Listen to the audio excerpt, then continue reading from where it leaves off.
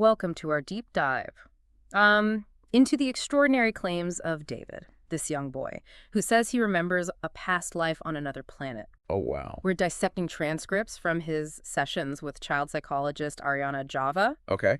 And trust me, you're going to want to hear this. Yeah, what's so fascinating about this case is that David doesn't just have these, vague recollections, Right. He offers these detailed descriptions of Inua, the planet he claims to be from. Okay. We're talking landscapes, inhabitants, even the name of their oceans, Surum. It's like something straight out of a science fiction novel. It really is. Like, imagine being 7 years old and telling your therapist about silvery white trees and a race of peaceful reptiles called the sinuaki. Right. I mean, that's not your everyday, childhood fantasy. Yeah, exactly. And this is where Java's notes become really intriguing. Okay. Because as a psychologist, she'd be looking for any inconsistencies or signs of fabrication. Right. But David's conviction apparently never wavered. Right. And it's not just about a past life. Okay. David also claims to be receiving messages about Earth's future from this being named Ashton. Talk about pressure for a 7-year-old. And these messages revolve around a concept David calls the universal matrix. Now, this is where things get really interesting. Right. It's this concept that resonates with ideas like source energy or a universal consciousness, something that, many cultures have explored in their own ways. Right. Okay, so let's unpack this universal matrix because it seems pretty central to David's story. Sure. What is it? So David describes it as the energy source of all creation. Okay. This incredible force that contains every thought, every idea, every bit of energy in existence. Wow. And here's the kicker. Okay. He believes we're all connected to it. And our ability to manifest things in this life is directly related to our vibrational frequency, Okay. our unique resonance with this matrix. So it's not just about what we do in the physical world, Right. but also about our energy, our thoughts, our intentions. All of that interacts with this universal matrix and influences our reality. Exactly. Did he elaborate on how this vibrational frequency thing works? He did. Okay. He actually describes this method for tapping into the universal matrix to get answers, a sort of kinetic questioning. Okay. Imagine you have a question you need guidance on. You focus on it intently, and then you pay attention to how your body leans forward for a yes answer, backward for no.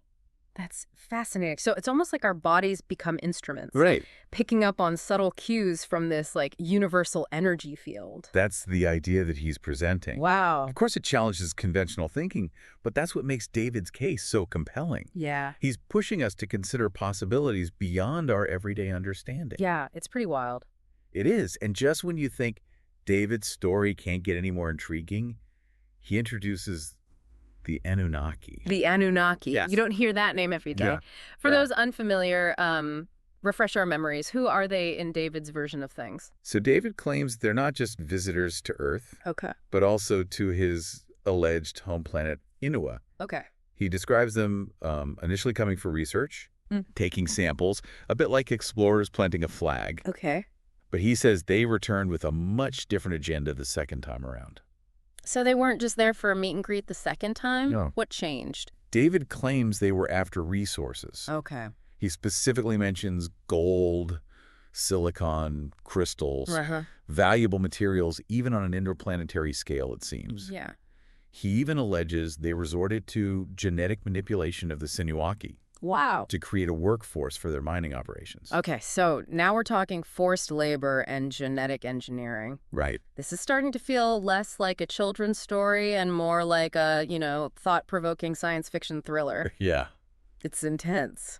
And these unsettling parallels continue as David connects the Anunnaki's activities on Inua to their alleged presence here on Earth. It's like he sees a pattern of manipulation repeating itself.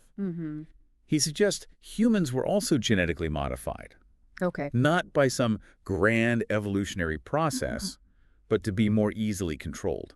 So if we're following David's narrative here, Yeah. the Anunnaki are like cosmic puppet masters, Right. pulling strings on not one but two planets, using advanced technology to get what they want.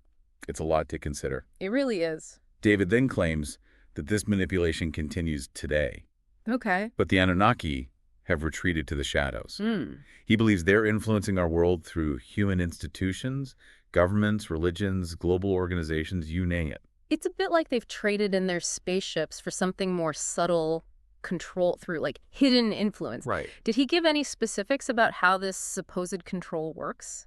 Okay. He talks about the Anunnaki using misinformation, Okay. suppression of knowledge, even technology as tools of manipulation.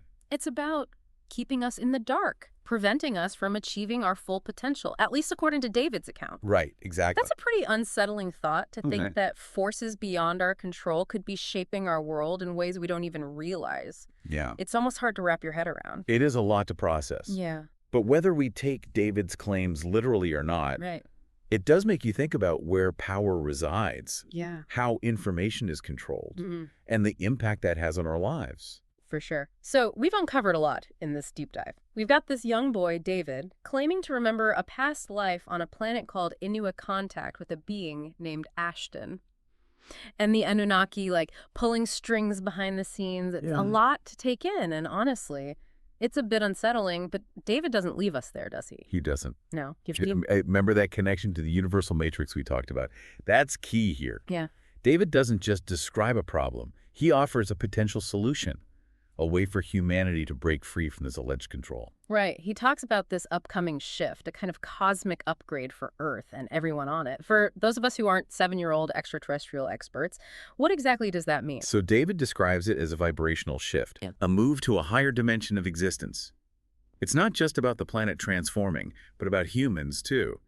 He says we'll experience changes in our physical forms, existing in a lighter, more energetically resonant state. Okay, so picture it like this. Earth and humanity are both leveling up. Exactly. But if the shift is meant to free us from the Anunnaki's influence, who or what is driving it? Is it just a cosmic event, or do we have a say in the matter? That's a great question, and David seems to believe it's a bit of both. He mentions the arrival of starseeds, souls from other planets, Okay. who are incarnating on Earth specifically to help with this transition. He even suggests a way to identify them and those with Anunnaki bloodlines by looking into their eyes. Eye analysis to spot alien ancestry. That's very specific. It is. But putting aside the literal interpretation for a moment, is there a larger point David might be making here? Absolutely. Remember that David emphasizes our connection to the universal matrix throughout his narrative. Right. He encourages us to seek truth and guidance from within, Okay. to recognize our own power to shape reality through our thoughts, intentions, and actions. This idea of starseeds could be a metaphorical way of saying that the power to create positive change comes from within ourselves. So it's not just about waiting for the shift to happen. Right. We're not passive passengers along for the ride. Exactly. We have to actively participate in creating this new era of peace and harmony David talks about. That's precisely it. Yeah. David's message is ultimately one of hope and empowerment.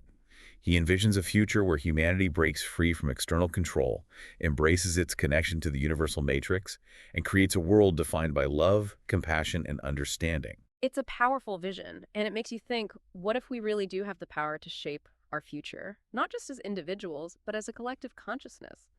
If David's right about this universal matrix, then maybe the most important question we can ask ourselves is this: what kind of world do we want to create? And what role will each of us play in making it a reality? That's something to think about. Until next time, keep diving deep.